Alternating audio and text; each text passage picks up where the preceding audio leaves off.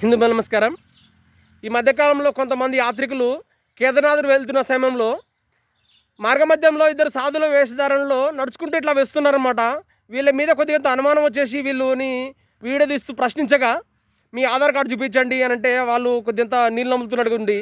అయితే వీళ్ళ మీద ఇంకా అనుమానము ఎక్కువ అయ్యేసి కనీసం గాయత్రి మంత్రం చెప్పిన మీరు అని అంటే ఇక వాళ్ళు అసలు కింది మీద చూసుకుంటూ జై భోలేనాథ్ అనుకుంటూ కొంత ఈ విధంగా ఈ భోలేనాథ్ అనేది ఒకటి బట్టి పట్టుకుంటూ వచ్చేసి ఈ మన నిజమైన సాధువులు ఎవరైతే ఉన్నారో వాళ్ళని నమ్మకుండా వీళ్ళు ఈ విధంగా హిందూ వేషధారణలో వచ్చేసి మన వాళ్ళని బురిడి కొట్టిస్తూ మన ఈ హిందూ ధర్మాన్ని నాశనం చేయాలనే ఒక ప్రయత్నంలో ఇట్లా తిరుగుతున్నారనమాట. తస్మాత్ జాగ్రత్త హిందూ సోదరులారా, ఎవరైనా కానీ ఇట్లా ఈ విధంగా వస్తుంటే కనీసం ప్రశ్నించండి. వాళ్ళని గాయత్రి మంత్రం అడగడమో లేకపోతే హిందుస్థానికి సంబంధించినటువంటి వేదాలలో లేకపోతే ఉపనిషత్తులలో ఇంకేమైనా ఉంటే కనీసం మీకు తోచిన విధంగా అడిగి వాళ్ళని ప్రశ్నించండి. అసలు వాళ్ళ పేర్లు ఏంది అనేది తెలుసుకోండి.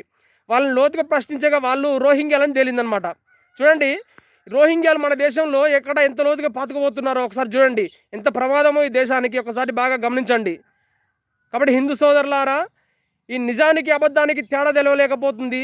కాబట్టి మనం మేలుకోవాలి. మేలుకునేసి ఇటువంటి వాళ్ళని వచ్చినప్పుడు ప్రశ్నించండి. ప్రశ్నించి వేదాలకు సంబంధించినటువంటి లేకపోతే మన భగవద్గీత గురించో లేకపోతే మన ఉపనిషత్తుల గురించో గాయత్రి మంత్రాల్లో ఏ విధంగానైనా కానీ అడిగి తెలుసుకోనండి. ఇటువంటి ఏం చెప్పలేనంటే వాళ్ళు పక్కా ఫేక్ అనమాట, పక్కా దొంగలన్నమాట వాళ్ళు. ఇటువంటి వాళ్ళని గురించి జాగ్రత్త పడతారనేసి మా ఈ చిన్న ప్రయత్నం. జై హింద్.